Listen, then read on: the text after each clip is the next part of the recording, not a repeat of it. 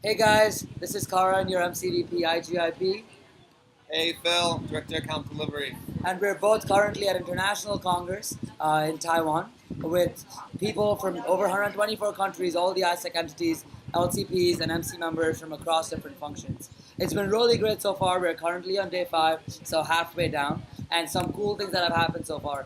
We met the new AI team, their new stand, the new roll call, which I'm sure all of us are going to learn really soon. Their team stand is one purpose, brave actions, which for those of you that were at SNC know, our team stand is united by purpose, dare to transform. We see a very clear similarity, which is really important for us to achieve ISEC 2015, because as an entity, not just ISEC US, but ISEC globally, we need to start doing things differently and work in a paradigm and a very different ISEC. Also, one of the first things we did on day 2 of the conference, day 1 or 2 of the conference, is we had a session about a purpose, always reminding ourselves like why we do what we do. And we got to hear from one of the founders of ISEC named John Choplin. And he told us a little bit about what was the purpose of ISEC back when he started it, and how it hasn't really changed and how similar it is here today.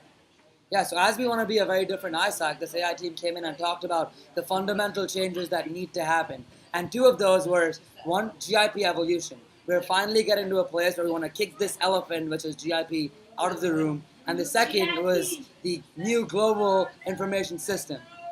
GIS. Yeah. Whoa! Yes, you may have heard about it at S&C if you were there. Basically, it's going to change our world completely and so much for the better. The death of myisaac.net is nearing us, and we have the new global information system called experience.isaac.net. Basically, we got totally new TN forms, none of those boring old ones, only the relevant information that's necessary. And it's going to set much clearer expectation for our trainees so they know what they're getting into and what they're gonna, what it's going to be like when they arrive. Also, there's a feature called matchability. Basically, based on their background, their CV, their degree, they're going to have a percentage of how matchable they are for each TN.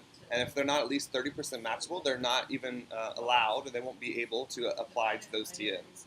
Along with that, there's detailed checklists that has everything they need to do in order to move on to the process, and you can't move on unless all those tasks are done.